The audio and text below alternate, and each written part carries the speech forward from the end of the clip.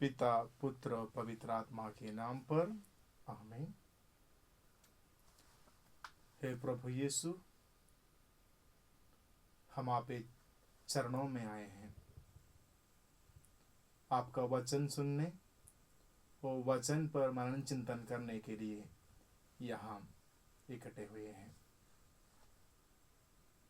हे प्रभु, जैसे आपने अपने जीवन काल में अपने पवित्र वचन द्वारा रोगियों को चंगा किया, पापियों को मन फिराव में लाया, हे प्रभु इसी समय भी जो आपके वचन सुनते हैं उन पर अपनी शक्ति से उन्हें चंगा कर दें, जीवन में बदलाव लाएं। हम ये विश्वास करते हैं आज भी आपका वचन शक्तिशाली है।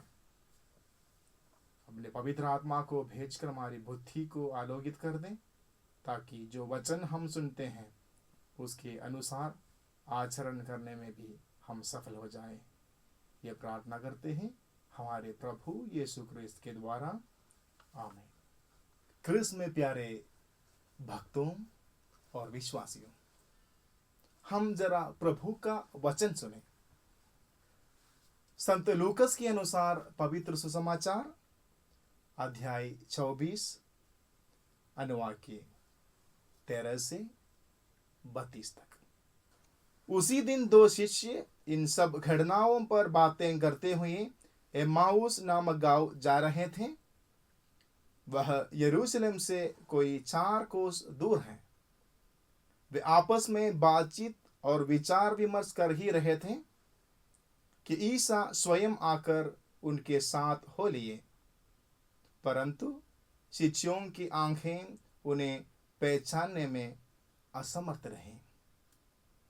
ईसा ने उनसे कहा, आप लोग राह चलते किस विषय पर बातचीत कर रहे हैं? वे रुक गए। उनके मुख मलिन थे। उनमें एक क्लेओपस ने उत्तर दिया, यरूशलेम में रहने वालों में आप ही एक ऐसे हैं जो ये नहीं जानते कि वहां इन दिनों क्या क्या हुआ है। ईसा ने उनसे कहा, क्या हुआ है? उन्होंने उत्तर दिया, बात ईसा नाजरी की है। वे ईश्वर और समस्त जनता की दृष्टि में कर्म और वचन के शक्तिशाली नबी थे। हमारे महायाजकों और शासकों ने उन्हें प्राण दंड दिलाया और क्रूस पर चढ़वाया। हम तो आशा करते थे कि वही इस्राएल का उद्धार करने वाले थे। यह आज से 3 दिन पहले की बात है। यह सच है कि हम में से कुछ स्त्रियों ने हमें बड़े अजंपे में डाल दिया है। वे बड़े सवेरे कब्र के पास गई और उन्हें ईसा का शव नहीं मिला। उन्होंने लौटकर कहा कि उन्हें स्वर्गदूत दिखाई दिए जिन्होंने यह बताया कि ईसा जीवित है। इस पर हमारे कुछ साथी कब्र के पास गए और उन्होंने सब कुछ वैसा ही पाया जैसे स्त्रियों ने कहा था, परंतु उन्होंने ईसा को नहीं देखा। तब ईसा ने उनसे कहा, निर्बुद्धियों, नबियों ने जो कुछ कहा है तुम उस पर विश्वास करने में कितने मंदमती हो। क्या यह आवश्यक नहीं था कि मसीह वह सब उन्हें सहें और इस प्रकार अपनी महिमा में प्रवेश करे? तब ईसा ने मूसा से लेकर अन्य सब नबियों का हवाला देते हुए अपने विषय में जो कुछ धर्म ग्रंथ में लिखा है वह सब उन्हें समझाया। इतने में उस गांव के पास पहुंच गए जहां वे जा रहे थे। लग रहा था जैसे ईसा आगे बढ़ना चाहते हैं। शिष्यों ने यह कहा कि उससे आग्रह किया, हमारे साथ रह जाइए, सांझ हो रही है और अब दिन ढल चुका है। और वह उनके साथ रहने भीतर गए। ईसा ने उनके साथ भोजन पर बैठकर रोटी ली, आशीष की प्रार्थना पढ़ी और उसे तोड़कर उन्हें दे दिया। इस पर शिष्यों की आंखें खुल गई, उन्होंने ईसा को पहचान लिया, किंतु ईसा उनकी दृष्टि से ओझल हो गए। तब शिष्यों ने एक दूसरे से कहा, हमारा हृदय कितना उद्दीप्त हो रहे थे जब वे रास्ते में हमसे बातें कर रहे थे और हमारे लिए धर्म ग्रंथ की व्याख्या दे रहे थे। यह प्रभु का पवित्र सुसमाचार है। क्रिस्त में प्रिय विश्वासियों, मैं आपको यह संदेश देने आया हूं। मैं आपको यह याद दिलाना चाहता हूं कि प्रभु यीशु आपको, आप सबों को बहुत प्यार करते हैं। प्रभु यीशु आपके साथ रहना चाहते हैं। हम कितना भी दुर्बल हो, कितना भी पापी हो, कितना भी कमजोर हो, प्रभु यीशु हम सबों को बहुत ज्यादा प्यार करते हैं। सुनाए गए सुसमाचार में हम यह देखते हैं कि दो शिष्य यरूशलेम से एम्माउस जा रहा था और रास्ते में प्रभु यीशु उनके साथ आते हैं, लेकिन प्रभु यीशु को पहचानने में वे असफल हो जाते हैं। शायद प्रभु यीशु के जिंदगी में इतना दुखद दिन, इतना दुखद घटना कभी नहीं घटित होगी। जिन शिष्यों के साथ प्रभु यीशु दिन रात 3 सालों तक रहे थे, अपने सब कुछ उनके लिए बांटे थे, वे शिष्य प्रभु यीशु को अपनी मृत्यु और पुनरुत्थान के बाद पहचानने में असफल हो जाते हैं। प्रभु यीशु अपने शिष्यों के साथ 3 साल तक रहा था और सब कुछ उनके लिए बांट दिया, अपना प्रेम, सब कुछ। फिर भी प्रभु के पुनरुत्थान के बाद जब ईसा उनके साथ आया, उनके शिष्य प्रभु को पहचानने में असफल हो जाते हैं। कितनी दुखद बात। सुनाए गए सुसमाचार भाग प्रभु यीशु के मरण और पुनरुत्थान के बाद घटित हो जाता है। प्रभु के मरण के बाद प्रभु तीसरे दिन जी उठा। प्रभु यीशु ने 3 बार भविष्यवाणी दी थी, लेकिन हम यह देखते हैं प्रभु यीशु के मृत्यु के बाद उनके चेले जो 3 साल तक प्रभु के साथ रहा था, प्रभु यीशु को छोड़ के चले जाते हैं, अपने अपने पुराने काम के लिए चले जाते हैं। वही हम आज के समाचारों में भी देखते हैं। वह यरूशलेम छोड़ के एम्माउस जाते हैं। लूकस के अनुसार सुसमाचार में यरूशलेम का मतलब यह है कि मुक्ति का शहर। वह मुक्ति का शहर छोड़ के एम्माउस जाते हैं। कहने का तात्पर्य यह है, प्रभु यीशु को छोड़ के चले जाते हैं, अपने पुराने काम के लिए चले जाते हैं। वह सब कुछ भूल गए। प्रभु ने 3 बार भविष्यवाणी दी थी, वह तीसरे दिन जी उठेगा, लेकिन सब कुछ भूल के प्रभु यीशु को छोड़ के चले जाते हैं। कितना दुखद बात है। उससे भी बड़ा दुखद बात यह है, प्रभु यीशु को जानने में, पहचानने में वे असफल हो जाते हैं। जिस प्रभु के साथ 3 साल तक रहा, उस प्रभु को 3 दिन के अंदर भूल जाते हैं। कितनी दुखद बात।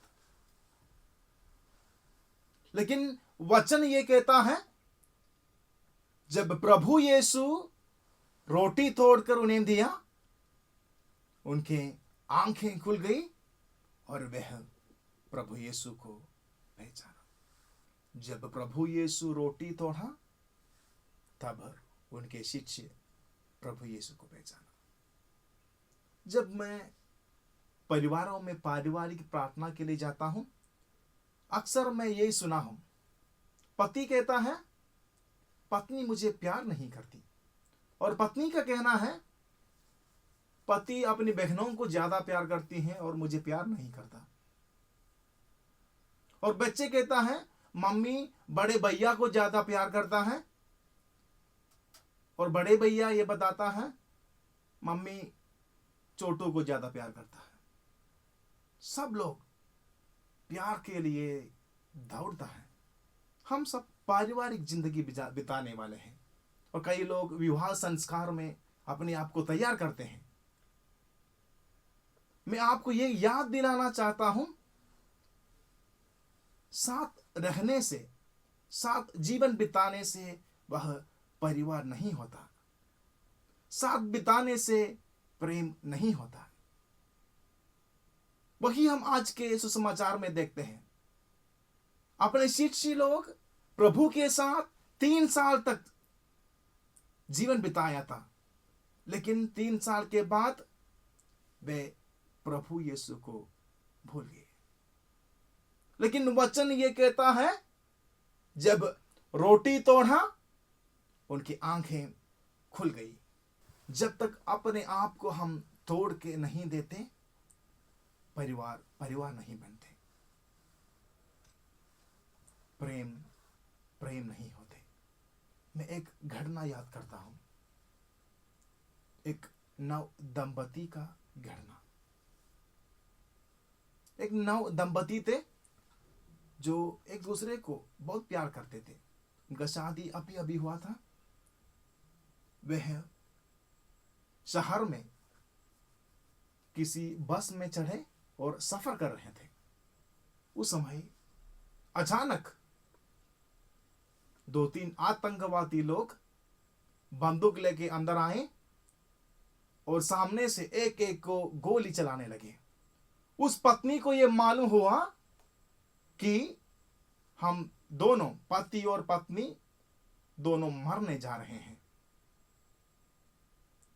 उस पत्नी ने अपने पति को सीट के नीचे डाल दिए और उस पत्नी ने पति के ऊपर लेट गए।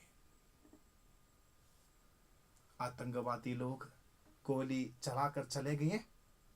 जब पुलिस वालों ने लाश निकाला तो ये मालूम हुआ कि पत्नी मर गई है, लेकिन पति बच गए। अपने पति को बचाने के लिए खुद अपना जीवन न्यौछावर कर दी। यही सच्चा प्रेम है। प्रभु यीशु ने अपने शिष्यों से कहा, जैसे मैंने तुम लोगों को प्यार किया, तुम भी एक दूसरे को प्यार करो। कैसे? प्रभु ने कैसे प्यार किया? प्रभु ने ऐसे ही प्यार किया। प्रभु यीशु ने सूली पर मरकर, हमारे पापों के लिए सूली पर मरकर, हमें बचाने के लिए सूली पर मरकर हमें प्यार किया। इसलिए प्रभु यीशु आज हमसे भी ये कहते हैं, जैसे मैंने तुम लोगों को प्यार किया, तुम भी एक दूसरे को प्यार करो। इसलिए दोस्तों, जब कोई हम आज के इस सुसमाचार भाग के ऊपर मन चिंतन करते हैं, प्रभु यीशु ये बताना चाहते हैं, आप अपने आप को तोड़ कर दे दो। अपने पति के लिए तोड़ कर दे दो, अपने पत्नी के लिए तोड़ कर दे दो, अपने बच्चों के लिए तोड़ कर दे दो। जब तक हम तोड़ के नहीं देते, तब तक प्रेम नहीं होते, परिवार नहीं होते। इसलिए दोस्तों, हम ईश्वर से प्रार्थना करें, हे प्रभु, हमारे परिवार भी आपके समान प्यार करने का एक साधन बन जाए। यही हमारी प्रार्थना होना चाहिए। हम ईश्वर से प्रार्थना करें। हे प्रभु यीशु, हम आपको धन्यवाद देते हैं क्योंकि आपने अपने वचन द्वारा हमारे मन को आलोकित किया है और हमारे हृदय को प्रेरणा दी है। हे प्रभु, आपके वचन का अनुकरण करते हुए हम भी एक दूसरे को प्यार करने और एक दूसरे को प्यार करने में अपने जिंदगी न्यौछावर करने की शक्ति हमें दे। हे प्रभु, जो कोई इस समय वचन सुनते हैं और वचन के ऊपर मनन चिंतन करते हैं, उन सबों पर अपनी आत्मा भेज दें और उन्हें शक्तिशाली बना दें, ताकि अपने जिंदगी के दुख संकटों को झेलने में वह समर्थ हो जाए। जो रोगी हैं, बीमार हैं, वे सब अपनी वचन की शक्ति से चंगा हो जाएं, और जिन्हें पापों की क्षमा चाहिए, मन फिराव का जरूरत है, उन्हें भी अपनी मन की शांति मिले। ये प्रार्थना करते हैं हमारे प्रभु यीशु ख्रीस्त के द्वारा। आमीन। पिता, पुत्र और पवित्र आत्मा के नाम पर।